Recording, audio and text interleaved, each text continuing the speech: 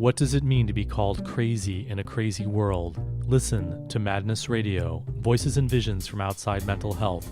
Sponsored by the Icarus Project and Portland Hearing Voices, Madness Radio can be heard on KBOO-FM, the Pacifica Network, and online at madnessradio.net.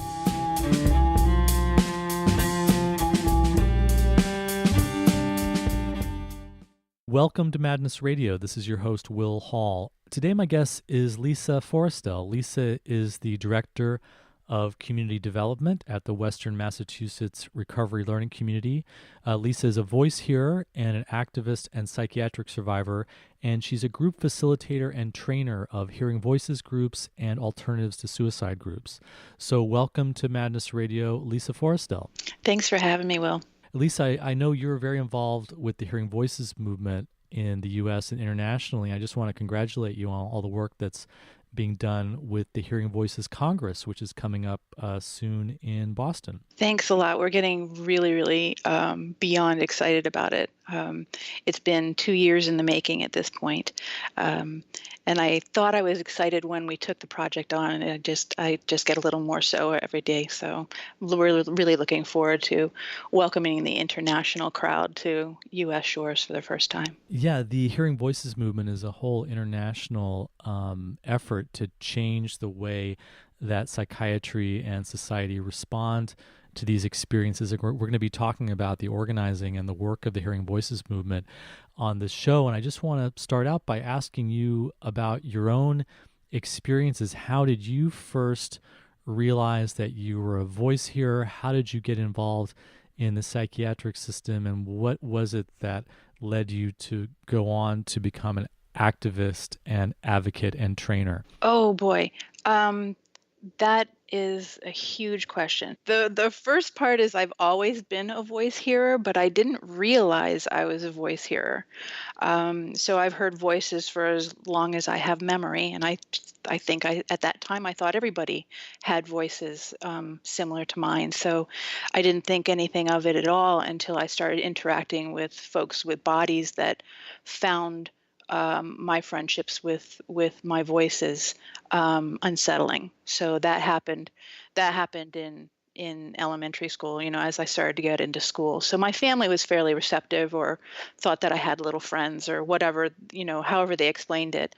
But I started getting pushback from folks outside of our family when I went to school. So it wasn't really a problem when you first had it and when you were a kid. It was really when you got out into the larger society, your family was very accepting and just this was okay, this is normal, this is considered just fine.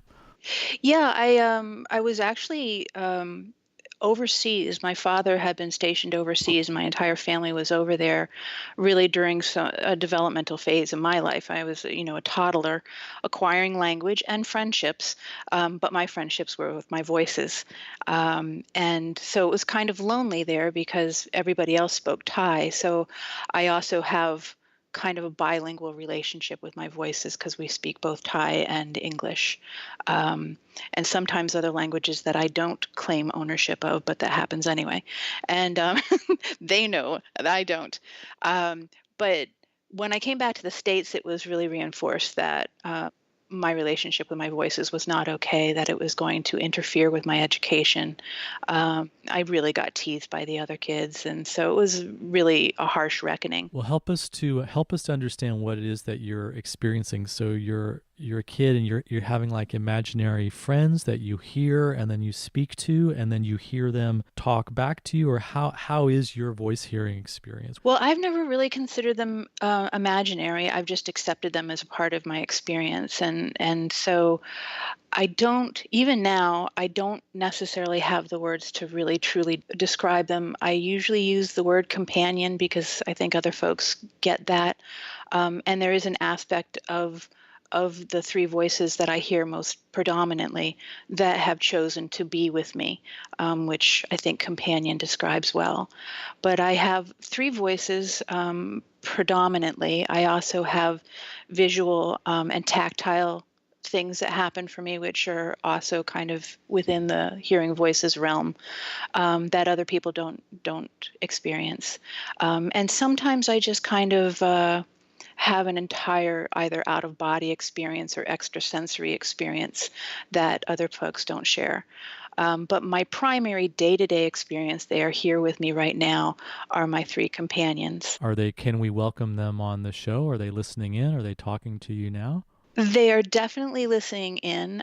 They tend to be quiet while I'm talking to other folks, and as I tell my story, I think you'll understand why that is. But they're definitely listening and actually tittered a little bit at being welcomed. So thanks very much. Oh, well, there. Well, maybe we can hear more from them later on in the show. And I guess this really underscores that there's really a huge diversity to both what people experience as voice hearing and also the language that they use. And so some people like one word, some people like a different word. Some people have experiences that are also visual, that also involve sensation and tactile experiences. Other people don't. And so tell us more about what that is for you and who are these three companions. I was doing, I'm going to flash forward real quick because I really want to offer this story. I was doing a training, a hearing voices training, and I offered my testimony about what my experience is personally. And somebody came up to me afterwards and said, you are so lucky to know your three spirits. And this person had a belief system whereby all of us are assigned and have three spirits that walk through life with us. And she was just joyous that I knew mine so well. I so appreciated that framework because the idea that my companions are on this journey with me is very much how I believe what's going on for me, and I'd never ever thought of them as spirits, because I really do think of them very much like I do my corporeal friends. If you have a body, you stand with me like my companions, my voices. So it was a really cool story to hear, and every once in a while. One of my voices will say something in just such a way that it feels very much like a predestined partnership that the four of us are on. So these are very supportive companions. These are like friends. These are helpers. These are really sort of part of your family in a sense. They are, and just like family, we get into rows and have it out every once in a while. But for the most part, they're some of my most trusted souls. They're very important to me. Can you give us an example of the kinds of things that they say or how your interactions are, or what kinds of visual and tactile connections that you make with them, or if they're listening and they want to share some things, they're welcome to? Sure. Voice hearers, like you said, have just a myriad of different experiences, and some folks will hear voices from parts of their body and inside of their body, and other folks will hear them from outside of their body. And then just very, very different. One single voice can have many different voices or different ways to offer themselves. My voices I hear exclusively from outside of my body. It can be from different distances. It is through my ears, and they tend to hover. Again, that spiritual illusion really, really held a lot of sway for me because I don't usually visualize my voices as standing on the ground. They're hovering and they're with me. One is male and two are female. When we were little, we were all the same age. The male decided to grow up with me, so he's in his 50s, like I am, and the girls decided to stay young. And so they help me hold my childlike curiosity. They play with me. They love to sing to me.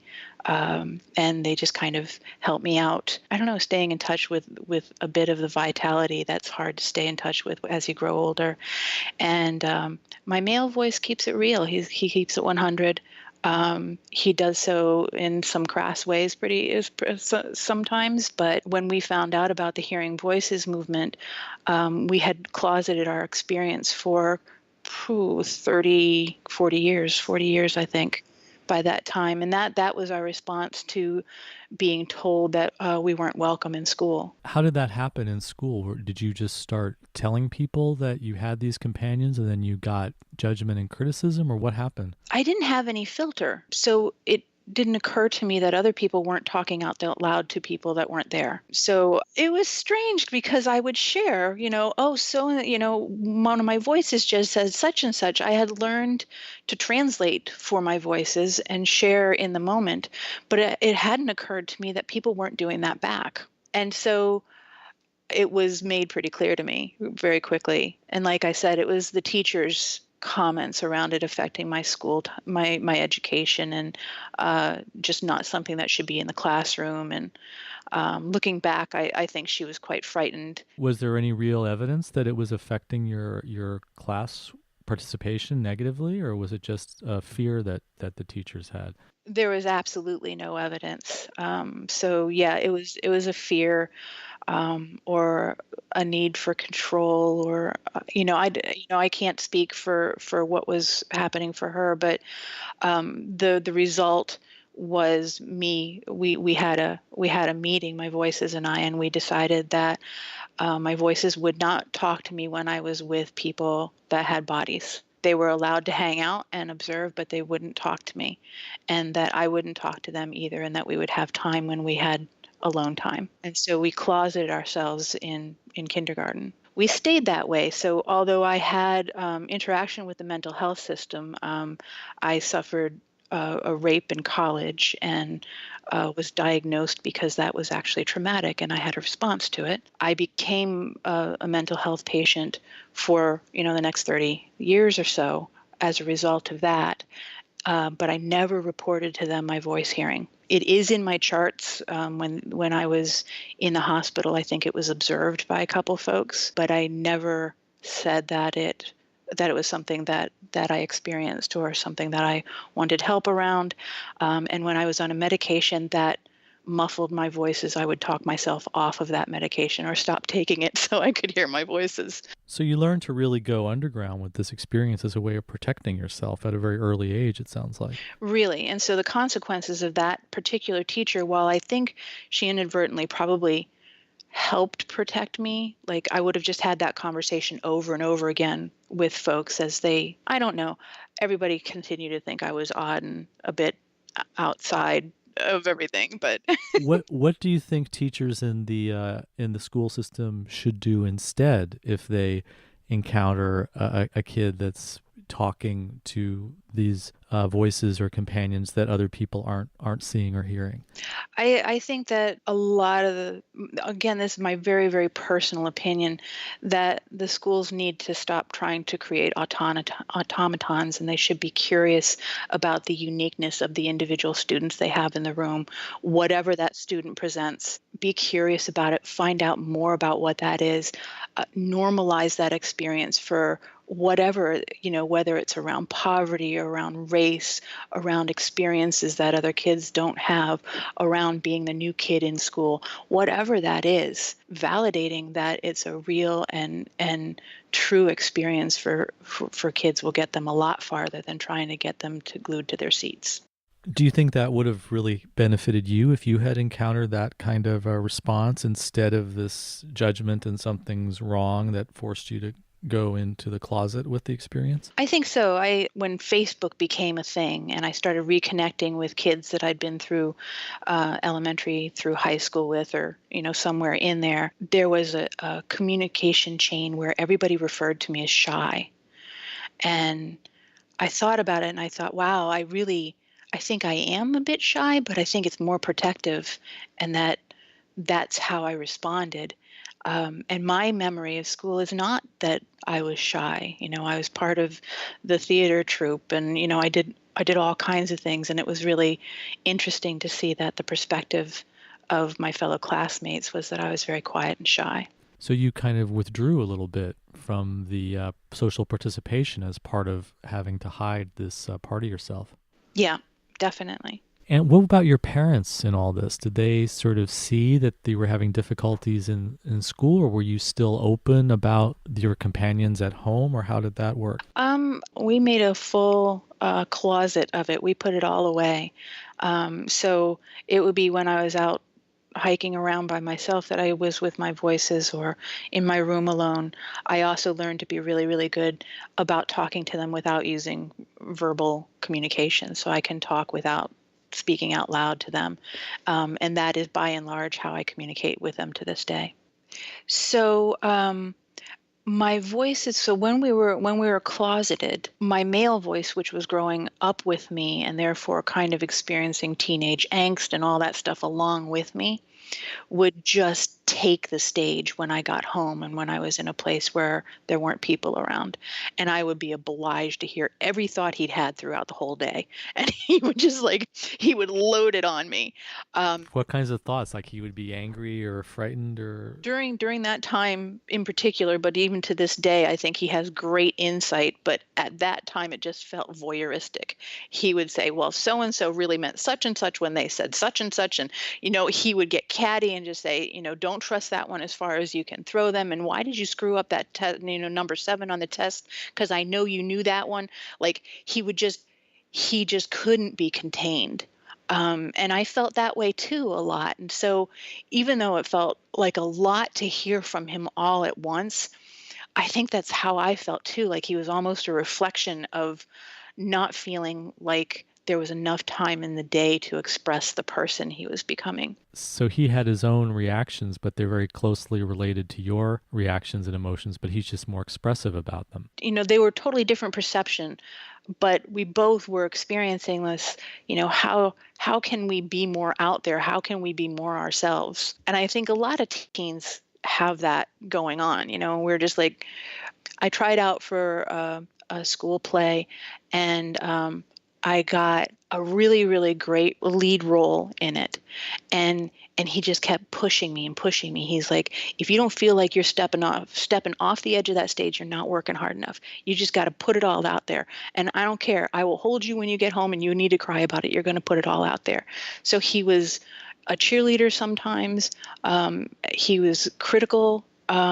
He was a bit obnoxious sometimes. Like he was just all these things, and a best friend because he had chosen to grow up with me. He was seeing the world that I was living through a pretty unique perspective because he was right there with me the whole time. So you really see him as his own person, that he's his own independent self. He just doesn't have a body. Yep, absolutely. What about the two girls? How were they relating to you when you were growing up? They stayed the same age, it sounds like. Yeah, they stayed the same age. And the way they reacted to my growing up sometimes was becoming insular themselves. So they would decide that they could only depend on each other because they really got each other. And so sometimes they would kind of push away from me during those years. They would not be as available to me as he was because we were having such different experiences. And I would have to work a little extra hard. I have to let him wear himself out. And then I'd have to, oh, he didn't like that comment, by the way. Okay. Anyway, What does he um, say about? I'm curious. What does he um, say about that? Does he want to jump in with his own opinions? We're talking about him a lot. It sounds like. yeah, I have complete permission to talk about him, but he says he gets to comment as well. Okay. And the comment that he made, I can't say on radio, Oh, but, okay. um, but the girls, I needed to care for them and help them know that they were important and that they were necessary. Like I need to do a little bit more work with them when I got involved with theater. And I wasn't like a theater rat like the whole time I was in school, but this is what's occurring to me now. Um, so for theater, having them help me learn the lyrics and my lines, they would help me by playing the other roles that I was on stage in, that kind of stuff. They loved doing that, and that pulled them back in at a time that they were feeling like maybe they were missing out on a lot. So it's really like kind of growing up as a family of close companions and going through life together. Yeah, it's like I said, it's something that I diligently protect. And part of that comes from feeling like we needed to closet ourselves for so long, but most of it has to do with the value that I place on the relationship that I have with them. And you said that you also have some visual and tactile experiences with them. Can you tell us about that? Not so much with them. It's just that I have them. So there are times where I have sensory perceptions of probably, always say scarabs underneath my skin. It's usually a time when I'm under great stress and having a fair amount of difficulty. So that's a really not so pleasant experience that I have. I do think it's been associated with the different psychiatric medications that I've been on in the past because it doesn't occur hardly at all now, and I've moved away from the use of a lot of those drugs that I was on in the past. So that was an experience that happened fairly frequently for about 20 years or so. And it's changed into more of a visual thing now, although the scarab thing is still part of it. It's not as pervasive. And the visual stuff happens it's different all the time. And one story that I share has to do in the work that I do. I tend to work a lot out of my car, and I'm going from one destination to another quite frequently to hang with our community. And I was doing one such commute of an hour and a half or more, and it had been the end of a long day. And as I came up over the crest of the hill, I saw a puddle and then like a small lake of blood spilling out onto the road in front of me. And I explain it as kind of like a sun mirage on a hot day. It kind of ripples across other folks experience the sun mirages. For me, it was blood. And as I came up on I would be filled with anxiety, even though I was comparing it to that mirage, and I was like, I'm pretty sure it's going to go away, and I'll be fine. But this was happening day after day, always at the end of the day, not on my original commute, but on my commute home. And it got petrifying. I couldn't drive through the blood. I had concerns about the blood sticking to my tires and pulling me under. It was absolutely terrifying. And so it got so bad that I couldn't do it, and I drove. I don't know. After a week or two of this final time, I pulled over and just kind of screamed and wept and did all the things you do when you just can't take it anymore. I don't even know how long I was there, but it relented, and when I opened up my eyes, it had all dried to a really hard red desert-like, complete with cracks and everything. And so it felt like I limped my car over it to get home. I took myself off the road for a couple of weeks after that because along with that visual input, I really felt like I wanted to die. There was a lot of concern for me about making an instantaneous decision around my own death. So I took myself off the road and just kind of allowed myself to decompress in a lot of ways, and came to understand it again, hindsight and just time to sit with stuff. I now understand that as my concern for my world and wanting to change things in my role as an advocate and activist.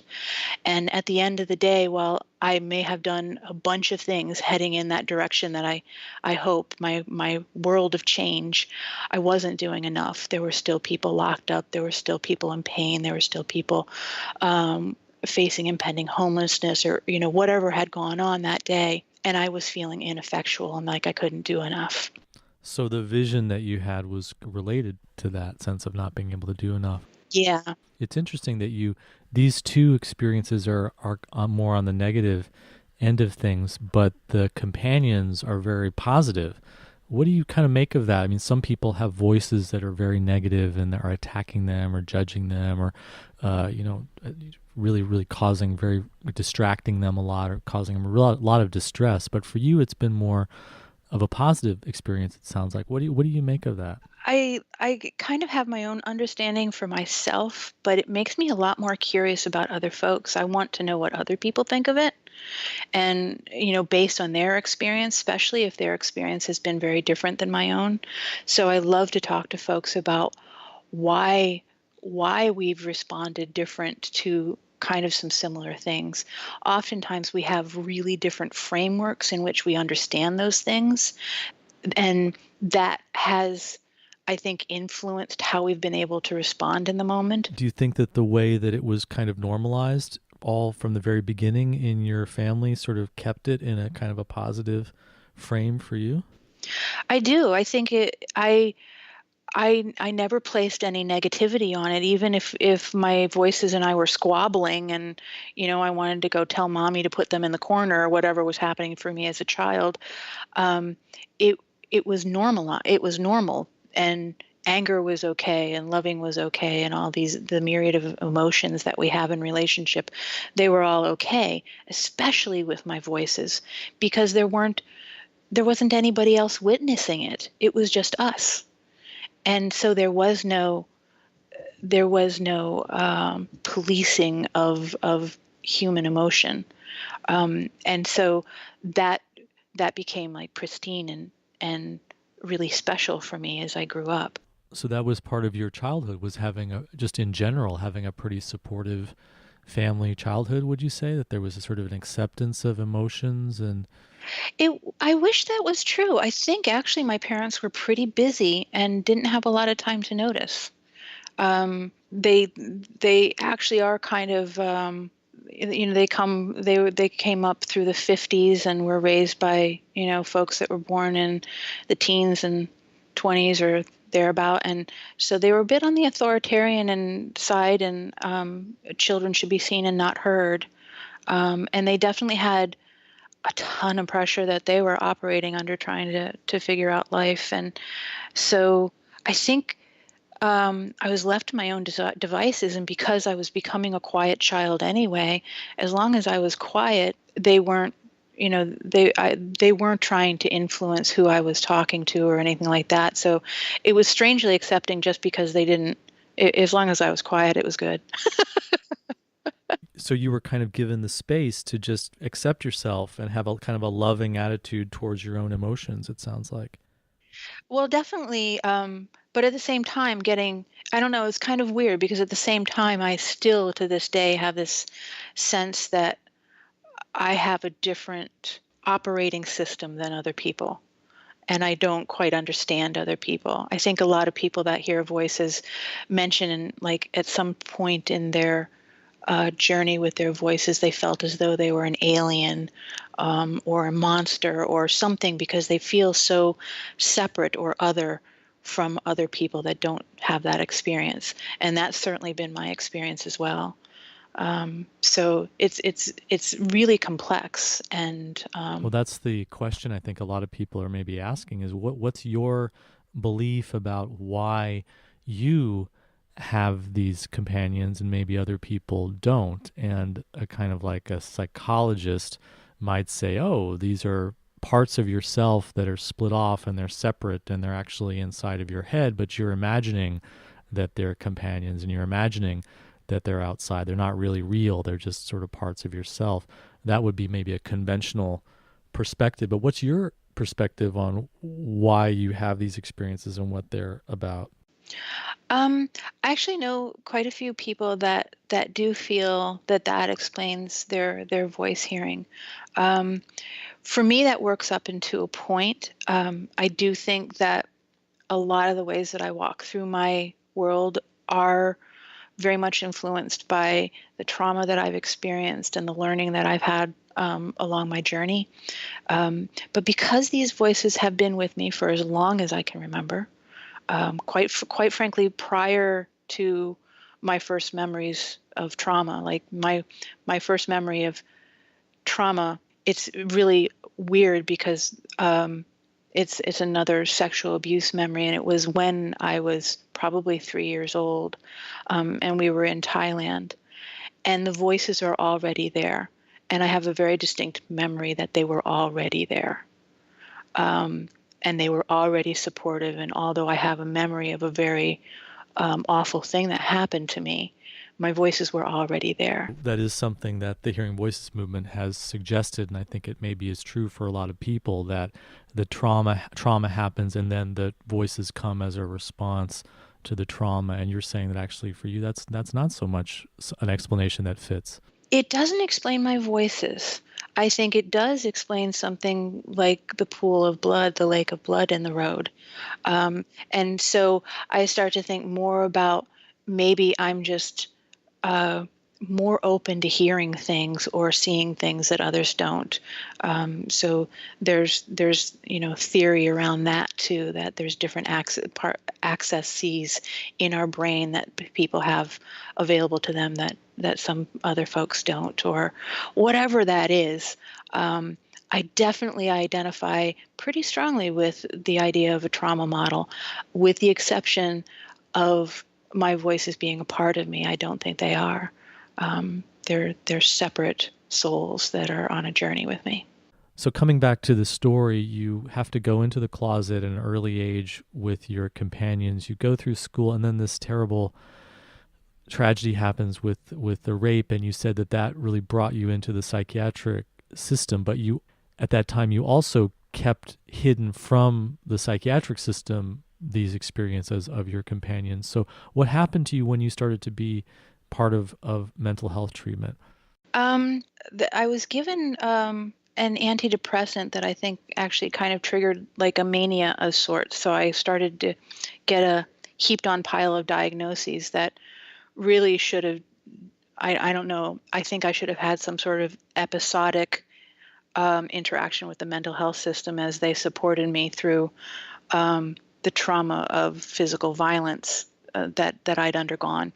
Um, but instead, I got pulled into the system.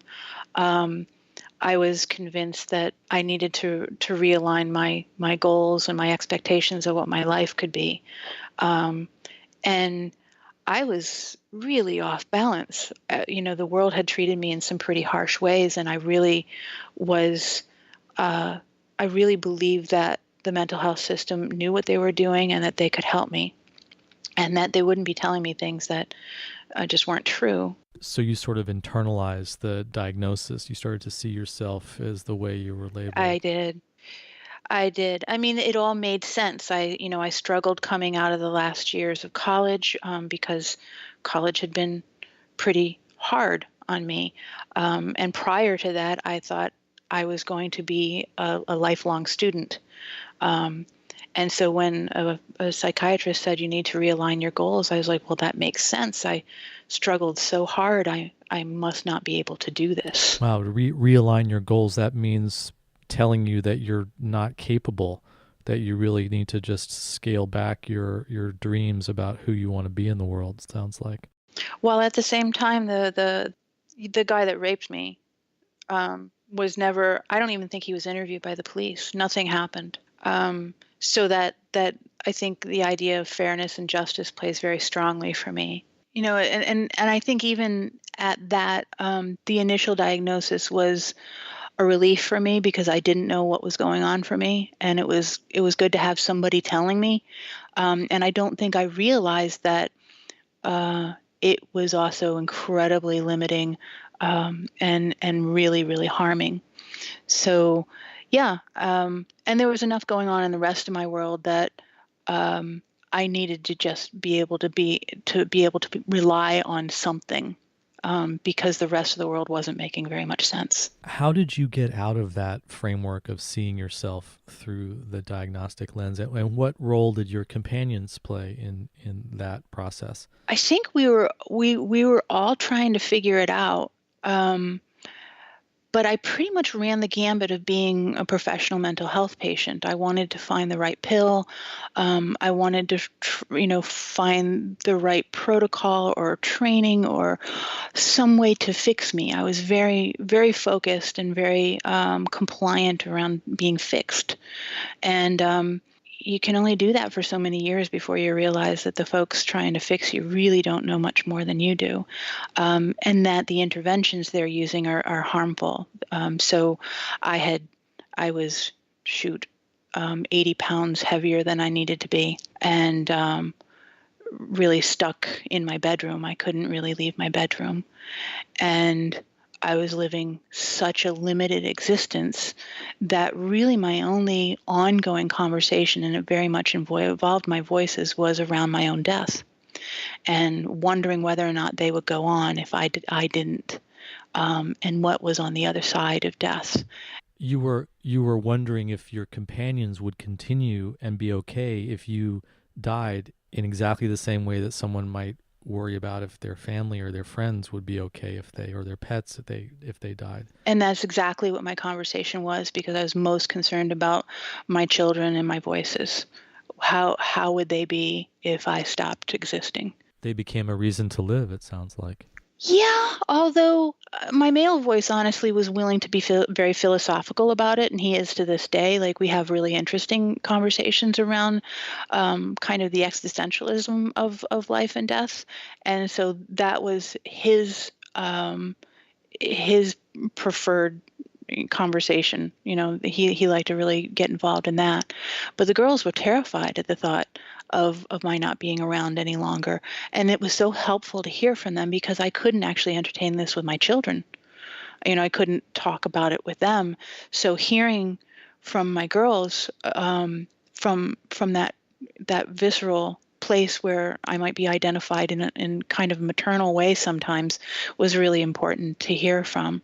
And they helped me to figure out that it wasn't necessarily death that I was talking about. It was circumstance, and that was what needed to change. So I ended my marriage, which was also many years. That's a great big old kettle of fish right there. But moving out of that house that had really trapped me, along with all these other identities that had been forced on me over the years, was a great big turning point for me. My voices came with me. They didn't have to pack. They didn't have to pack much. Um, and eventually, my two youngest children came with me too. And now, the kids are all grown, and I'm still on the planet. And that just kept me moving away from the mental health system. So I had a therapist that I felt that I was in a trusting relationship with. So I maintained that relationship. And although I never did tell him about my voices either, until the very end, when I decided that it was time to go do something else.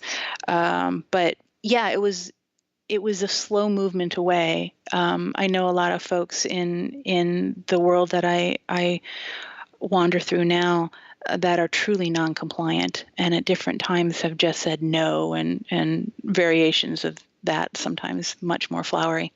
And I don't feel like I ever did that. And sometimes I wonder what would have happened if I had.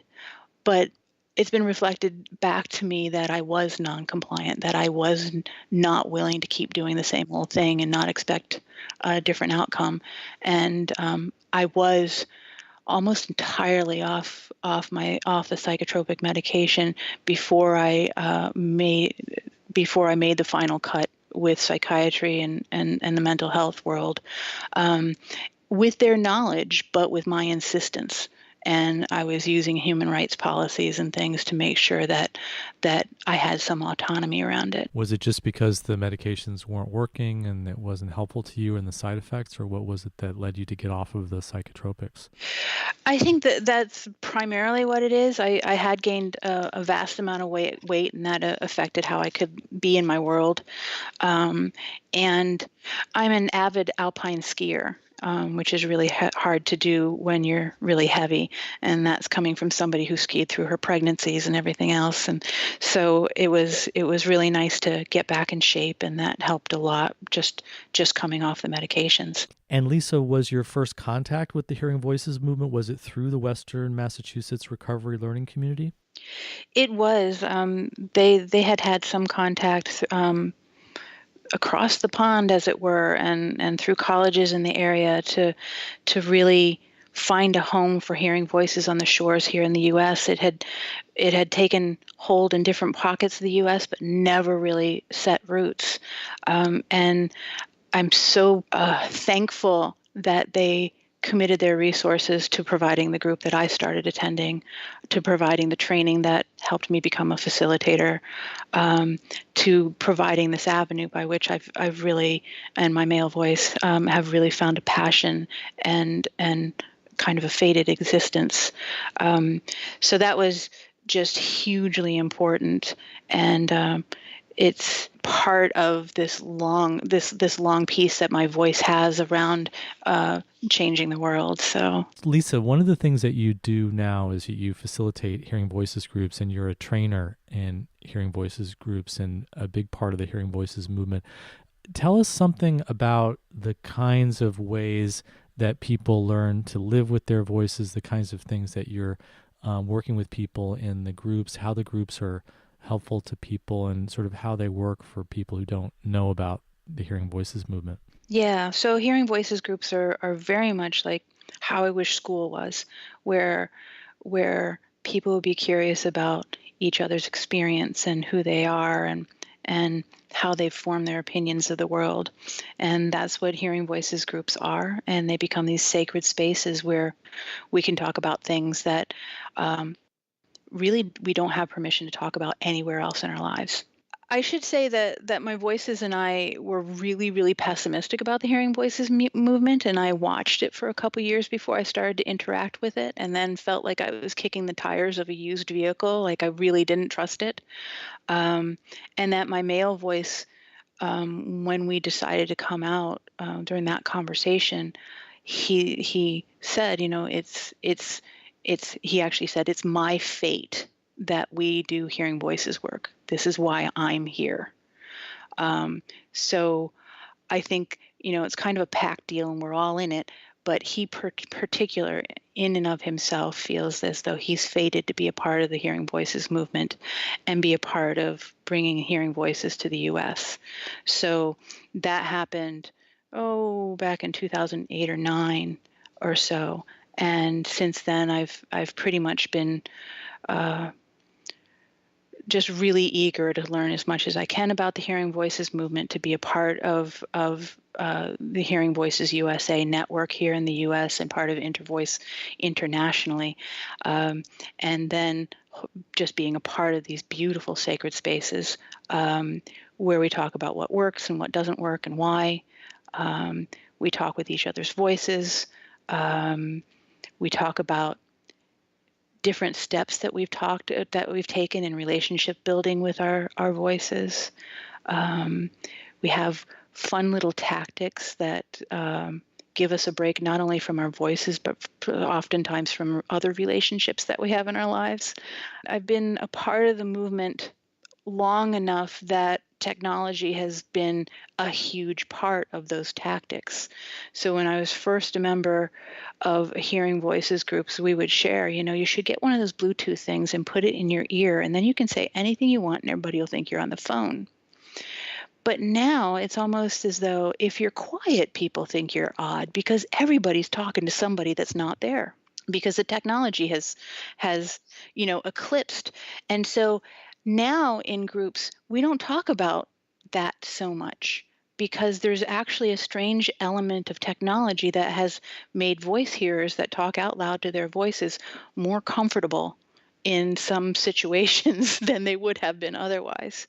I tend, in my communications with my voices, I'm more animated than I am when I talk with other people. And so I have to check that. And so that's been my experience when I'm talking with other folks too, is that we have to tone it down. But but otherwise, we can, I throwing air quotes, we can get away with a lot more than we used to be able to. Um, And little by little, and this does my heart good, is more and more people in the United States know about the Hearing Voices movement and at least have an inkling or a curiosity around the experience being something other than a mental health illness or connected with some sort of disease or disorder process.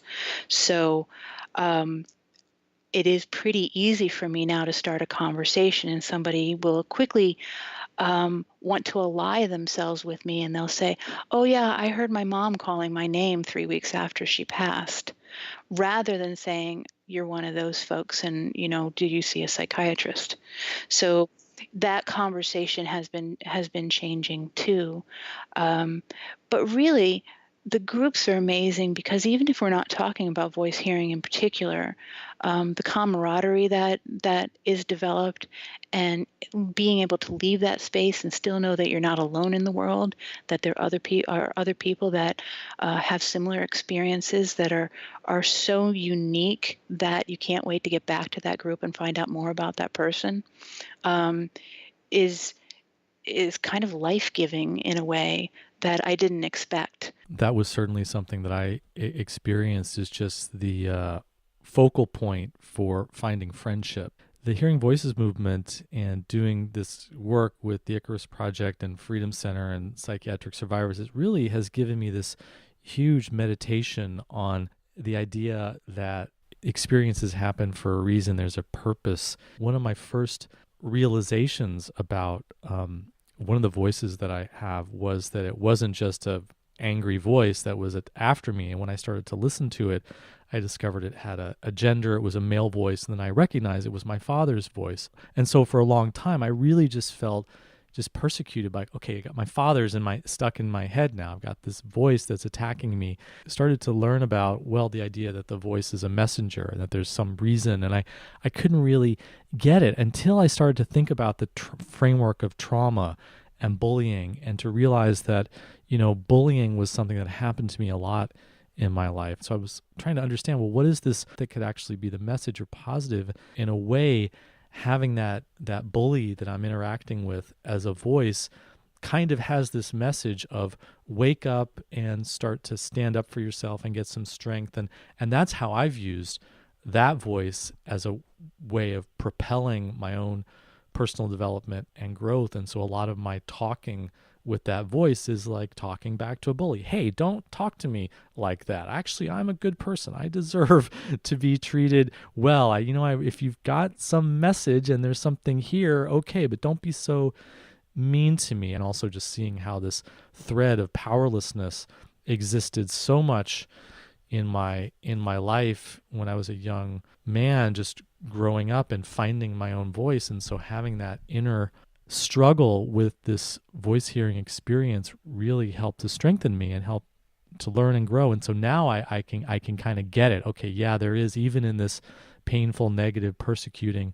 voice that I was hearing, there was this deeper message and purpose that I was able to grab a hold of. And I think the Hearing Voices movement really helped to encourage me. And it took many years of work and understanding, but I think the Hearing Voices movement was really important in that for me. Yeah, and you find that you develop your own sense of compassion. Like you can look at the bully and you can see the hurt that has happened to the bully as well, and the protective pieces that the bully might be offering in their own aggression. Well, that took a long time with my dad because I went through a lot of real just anger with him. Actually, it was really, I had to kind of get to that place of compassion gradually through the anger. Oh, I hear you, because I think I've been lucky in that my male voice has never been um, he's never been the abusive person. He's often modeled or offer the same messages as the abusive person. And because he's not the same person, my curiosity led me to, why are you saying that way? And are you hurt too? I would ask him questions because he was essentially an actor putting on a character for me, and I needed to know his motivation. And so he would, and so I haven't necessarily been able to do that with some of the people in my life that necessarily he's represented over the years. But I have a lot of compassion for them, even if I've chosen to distance myself from them, or however I've managed the situation. Um, he's really helped me have make space for them, even if the relationship between us is not great. Um, and a lot of voice hearers find that especially with abusive voices, if they can be curious and ask questions about why that voice is treating them the way that they are, that they do get a lot of insight around what's going on for them.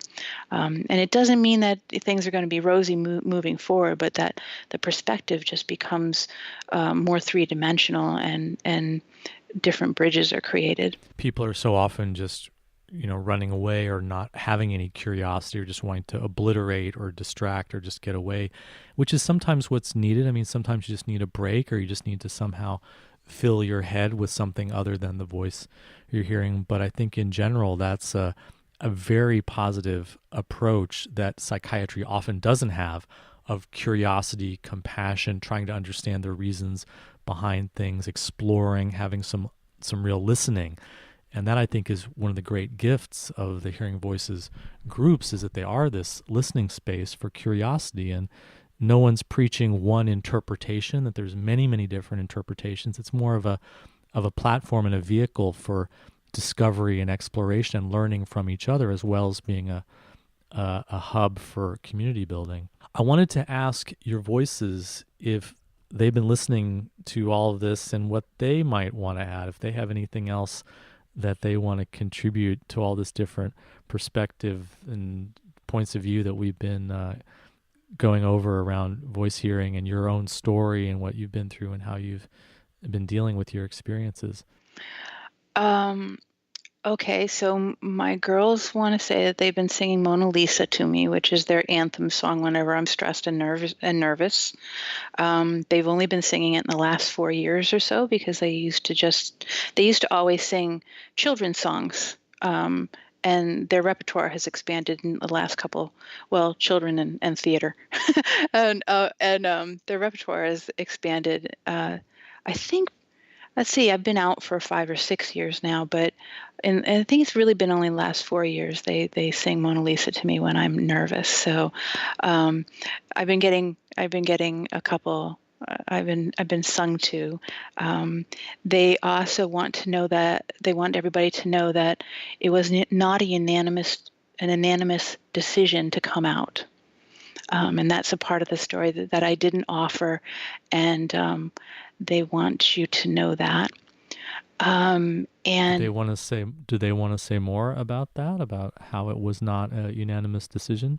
they're squabbling amongst themselves right now, which they can kind of do like in a muffled way that I can't understand what they're saying. So that's what's happening right now.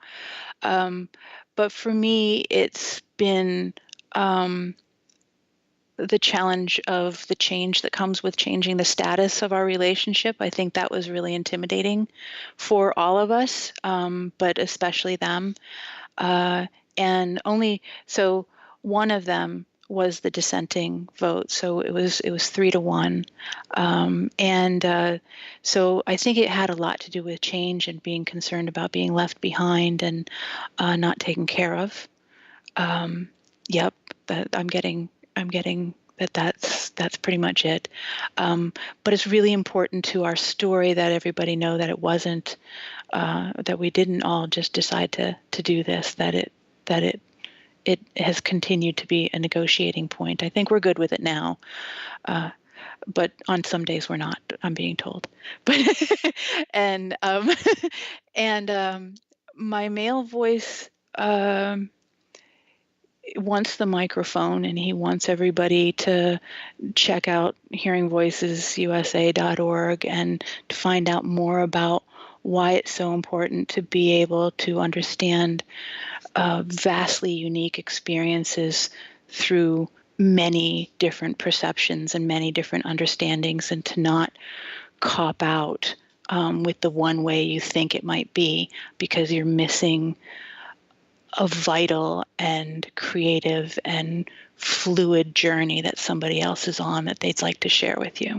That's wonderful. That's one of the reasons I do this work, is that it is about finding out more about who we are as people and spirits in this world. And what would you say to someone who wonders, well, wait a second, I kind of have these different parts of myself. They seem like different people, but they're inside of my head. Sometimes they're maybe outside, but I don't really know. Am I a voice here? How would you respond to someone who isn't sure if they're a voice here, who maybe has a similar but different kind of experience to the things that we've been talking about? I guess I would respond with that's entirely up to you. I think self defining one's experience is really, really part and parcel to the Hearing Voices movement. I would also say that if you're not really sure, you should sit with yourself and do some self exploration around that. because it will be you that kind of determines whether or not you're a voice hearer. Most voice hearers are pretty sure that they are. Like most of us that have voices outside of ourselves know it. So a lot of people will say, okay, then it's probably an internal voice because it's just, part of myself, or an internal voice because that's usually how it feels to me. But I don't think that excludes us from a hearing voices group. I know a lot of people that don't identify as voice hearers, but have ongoing dialogue with what they consider their inner voices, and they find hearing voices groups really supportive environments to figure out what that is for them and how to be more supportive of themselves and compassionate about their own journeys. So I'm not sure when it all comes out in the wash that identifying yourself as a voice hearer is as important as it is being an active participant in your own journey. But that, again, that's my perspective, and I think other folks would say something different. But there are days when I wonder if I'm a voice hearer, because I hear companions, and I wonder why other folks don't. Maybe, everybody else should be labeled something. I'm just me. Lisa, we are just about out of time. So give us information about how people can get in touch with you, and also how they can find out more about the Hearing Voices movement in general, and also about the 2017 Hearing Voices Congress in Boston. Sure. The best email address to find me at will be with the Western Mass RLC. You can find me at lisa@westernmassrlc.org. And to find out more about the Hearing Voices USA, we are at hearingvoicesusa.org. There's great resources there, calendar of events, group locator mechanism, so you can find out if there's groups hanging out near you. And all the latest news that is happening in the U.S. and internationally is somehow linked at that address. Lisa Forestell, thank you for joining us today on Madness Radio. Thanks very much for having me. You've been listening to an interview with Lisa Forestell. She's Director of Community Development at the Western Massachusetts Recovery Learning Community.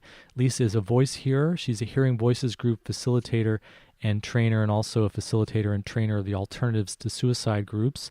And she's an activist and psychiatric survivor. That's all the time we have on Madness Radio. Thanks for tuning in.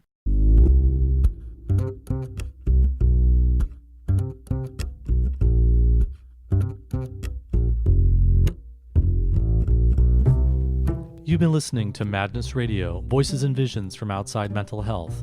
Madness Radio is sponsored by the Icarus Project and Portland Hearing Voices. Host is Will Hall, and producer is Nina Packabush. Madness Radio can be heard on KBOO-FM and the Pacifica Network, and shows are archived online at madnessradio.net.